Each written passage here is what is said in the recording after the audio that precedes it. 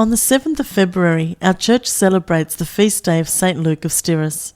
The following are some details on his life and works. Born at the turn of the 9th century on the island of Aegina, Luke was raised in an environment of Christian love, which he felt with such intensity that he turned his life over to the Saviour when he was but a youth. The technological distractions of modern times were lacking in the days when Luke lived, allowing ample time for concentration on the church, or on the other hand, allowing the less devoted to live meaningless lives in shallow pursuits. It is to the everlasting credit of Luke that he chose to study theology and the liberal arts, devoting his unoccupied time to a regimen of prayer and meditation.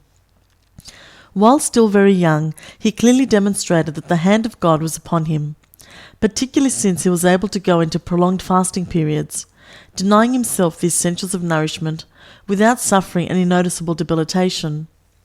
To all intent and purpose, he was a virtual monk long before he was to retire to a cloister to formally become one. While others in his age group were playing their games, he chose to play at being a monk. Only with him it was no game, but an earnest apprenticeship for what was to come. In addition to his study of the classics and theology, the young Luke familiarised himself with the services of the church, and he was as proficient in conducting a service as an ordained priest. He amazed all about him with his mastery of the Scriptures, and possessed a store of knowledge of the sacred music, which was the envy of the most accomplished chanter. Luke was anything but a green youth, but more like a seasoned campaigner for Christ, when he opted for the little-known monastery at Steirus rather than the exalted cloister of Mount Athos. From the moment he stepped into the confines of that monastery, he immersed himself to a depth of prayer and meditation that soon marked him as a man who enjoyed a proximity to God.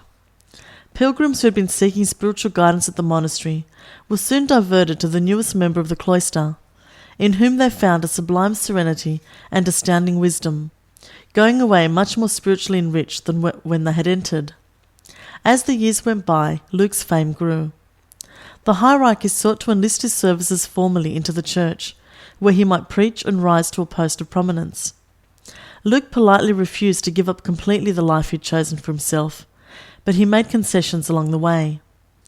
He went forth from the monastery to be heard by multitudes wherever they might gather, but next to his isolation, he preferred to spend an evening with the family, engaging in quiet prayer and discussing the truth of the word of Jesus Christ.